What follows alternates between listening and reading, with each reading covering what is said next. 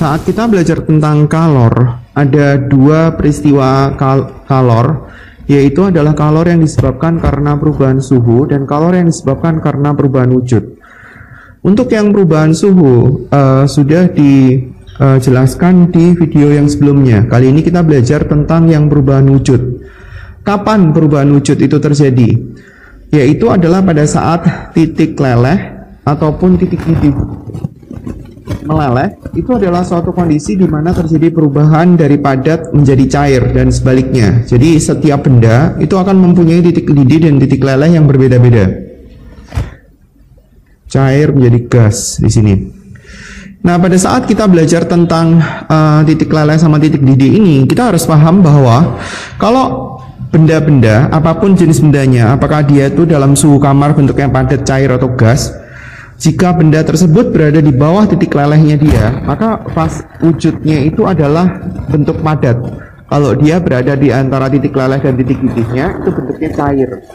Kalau dia di atas titik didihnya, itu bentuknya atau adalah gas.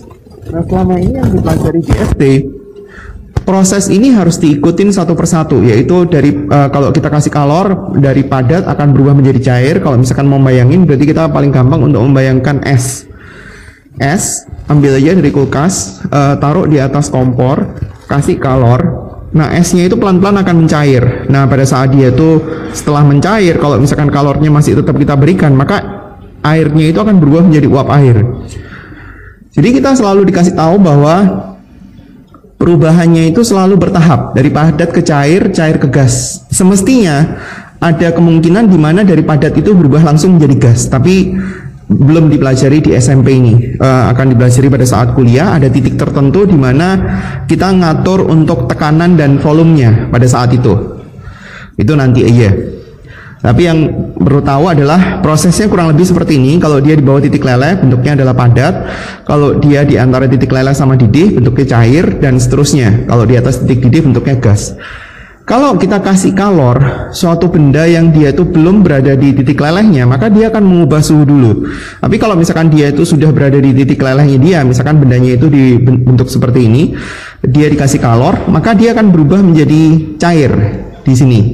Kan titik leleh adalah suatu kondisi di mana terjadi perubahan dari padat menjadi cair. Tapi kalau misalkan suhunya dia itu masih di bawah titik leleh, misalnya di sini, maka dia akan berubah dulu menjadi padat untuk suhu yang pas di titik lelehnya dia. Nah, kalau dia sudah dalam bentuk cair, kalau dikasih kalor lagi, suhunya akan naik sampai ke titik didihnya, berapapun titik didihnya dia itu. Terus kemudian kalau misalkan kalornya masih cukup, maka akan berubah menjadi gas. Baru dia itu berubah suhunya lagi. Jadi prosesnya itu bertahap. Pada saat terjadi perubahan suhu, maka wujudnya itu nggak berubah. Wujudnya akan tetap. Kayak seperti kita lihat di proses ini, wujudnya nggak berubah.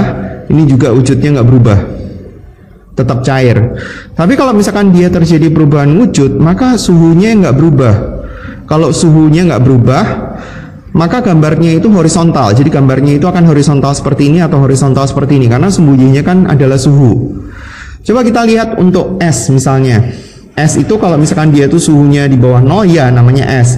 Tapi kalau misalkan dia itu suhunya di atas 0, antara 0 sampai 100, berarti wujudnya itu adalah air atau bentuk cair. Misalnya di sini kita punya suhu minus 20 derajat Celcius, dan ini adalah titik lelehnya air, ini adalah titik didihnya. Untuk tekanan yang berbeda, titik lelehnya beda ya. Jadi ini kita bicara untuk tekanan 1 atmosfer. Pada saat es ini dikasih kalor, maka suhunya akan berubah sampai ke titik lelehnya dia, karena pada saat ini terjadi perubahan dari es menjadi air. Bentuknya seperti itu. Ini tetap es. Nah, pada saat dia itu berubah wujud menjadi air, suhunya nggak berubah, makanya garisnya horizontal seperti ini.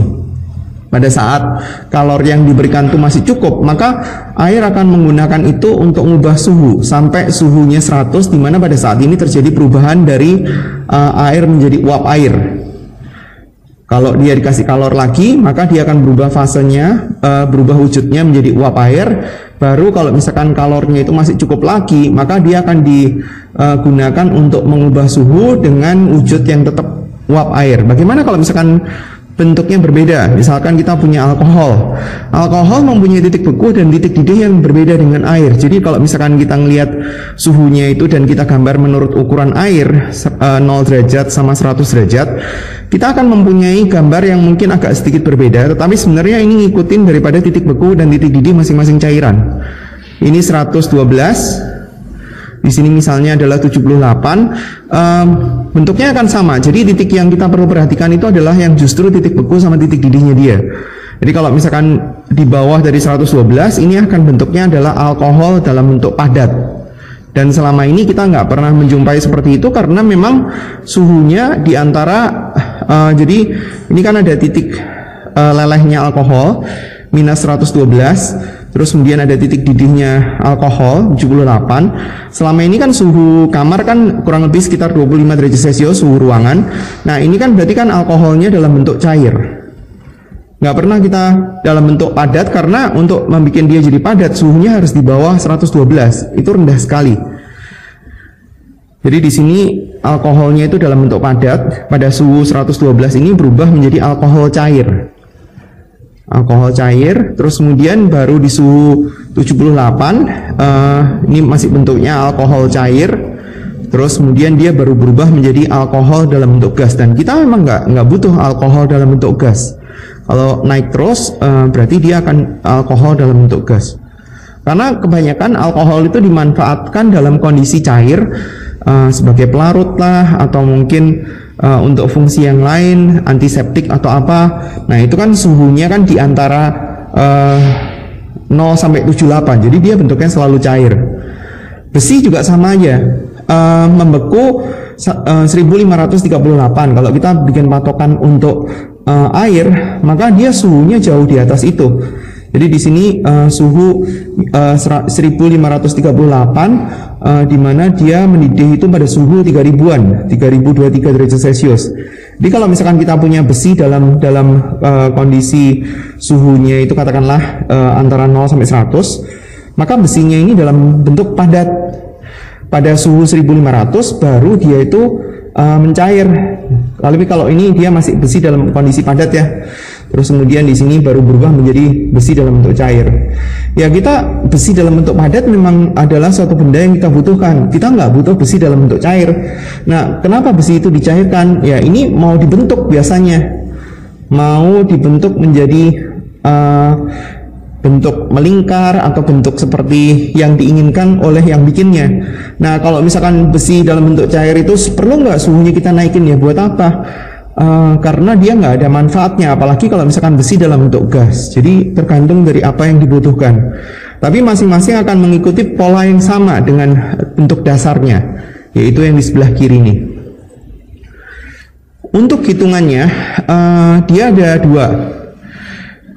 Pada ini rumus dasarnya. L itu adalah namanya adalah kalor laten. Kalor laten itu ada dua, yaitu adalah untuk melebur sama mendidih. Kalau untuk ini itu adalah istilah dalam bahasa Inggris. Ini namanya adalah latent heat of freezing. Kalau di bahasa Indonesia biasanya pakai Q sama dengan M kali L. M-nya ini untuk massa, Q-nya itu untuk banyaknya kalor yang dibutuhkan. Banyaknya kalor. Kalau untuk L itu berarti kalor lebur atau kalor leleh, itu sama aja, tapi lebih sering disebut sebagai kalor lebur.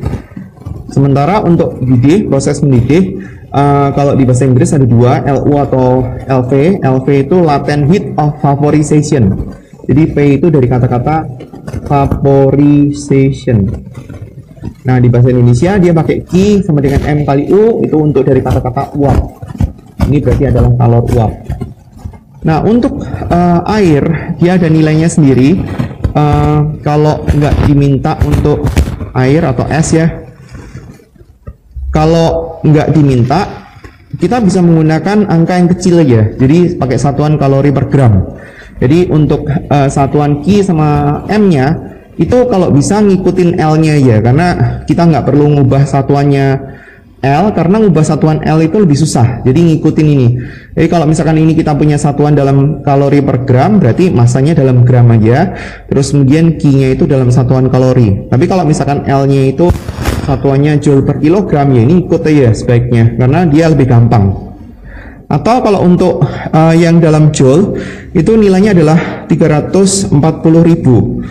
Kadang-kadang ada beberapa buku yang dia itu agak berbeda, ada yang tulis 341 atau 344, ya berarti tinggal ikutin aja karena dia nggak semua buku seragam. Nah, sedangkan untuk dari air berubah menjadi uap air, nilainya adalah 540 kalori per gram, atau kalau dalam joule 2.216 kalau nggak salah. Tinggal lihat di buku referensi dari masing-masing. Ini tinggal ikutin mau satuannya dalam kalori atau joule. Sekarang kita ke contoh, misalnya seperti ini. Tentukan kalori yang diperlukan untuk mengubah S-10 menjadi uap air suhu 150. Jadi kalau misalkan kayak seperti ini akan lebih enak kalau misalkan kita bisa gambar diagramnya, bagaimana proses yang dia lakukan. Jadi di sini ada 0 derajat Celcius, ini ada 100 derajat Celcius. Di sini adalah titik didih sama titik leleh. Jadi pada saat itu dia berubah wujud. Kalau kita punya satu benda yang suhunya di bawah daripada titik leleh, dalam hal ini minus 15, maka es ini akan berubah suhunya dulu sampai mentok, di mana terjadi perubahan wujud pada saat itu. Ini adalah proses yang pertama. Kalau kita diminta untuk menghitung, sebaiknya ya pakai angka yang kecil. Jadi maksudnya kalori per gram atau kalori per kilogram, itu lebih gampang untuk menghitungnya. Kalor jenis es itu nilainya adalah setengah daripada kalor jenis air, dimana kalor jenis air itu kalau misalkan kita lihat di video sebelumnya, nilainya adalah 1 kalori per gram derajat Celcius. Jadi satuannya diubah seperti itu, maksudnya dalam gram. Katakanlah di sini saya pakai 10 gram. Ini soalnya kurang ya. Q sama dengan M kali C-nya S kali delta T. Masanya kita bisa tulisin, C-nya S itu nilainya adalah setengah karena dia kan separuh daripada C air. Ini kalori per gram derajat Celcius. Suhunya dari minus 15 jadi 0. Berarti delta T-nya adalah 15. Jadi kita tinggal tulisin di sini 15. Nah, ini nanti ketemu dalam satuan kalori. Kalor yang berikutnya, karena tujuan akhirnya itu mau sampai ke 150, maka dia akan ada beberapa tahapan. Ini adalah tahapan yang kedua, dia berubah wujud. Saya hitung satu-satu ya. Nanti pokoknya endingnya di 150 derajat Celcius. Q2-nya adalah M kali L, jadi M-nya itu adalah 10 gram. L-nya pakai yang tadi ya, tadi kan nilainya adalah 80 kalori per gram. Jadi kita tinggal substitusi. Satuannya udah cocok, gramnya bisa dicoret, berarti nanti ini satuannya adalah kalori. Proses yang berikutnya adalah air itu akan mengubah suhunya sampai mentok di titik didihnya dia. Ini adalah proses Q3. C-nya adalah C-nya air. Jadi kita tulisin dulu, jangan sampai salah. Ini C-nya S, ini C-nya air kali delta T. Masanya tahu, kalori jenisnya tahu. 1 kalori per gram derajat Celcius, delta T-nya 100 karena dia mau berubah dari 0 ke 100 derajat Celcius. Proses yang keempat adalah mengubah wujud lagi, jadi bertahap terus kan ya. Pada saat dia berubah suhu, wujudnya nggak berubah. Kalau dia berubah wujud, suhunya nggak berubah. Kita hitung Q4-nya, yaitu adalah M kali kalor uap, nilainya adalah 10, kalor uapnya itu nilainya 540 kalori per gram, sehingga kita bisa ngitung Q4-nya itu berapa kalori. Nah, untuk yang terakhir, karena dia sudah dalam bentuk uap, baru dia bisa mengubah suhu sampai ke suhu yang diminta. Dan dalam hal ini fasenya tetap uap air. Jadi kita bisa hitung Q5-nya adalah M kali C-nya uap dikali sama delta T. C-nya uap nilainya juga sama dengan C-nya S, yaitu adalah setengah daripada C-nya air. Masanya 10, ini dikali setengah, delta T-nya dari 100 mau ke jadi 150, berarti 50 derajat Celcius. Ini nanti ketemu dalam berapa kalori dan kita bisa cari jumlah totalnya itu berapa. Sekarang kita latihan ya.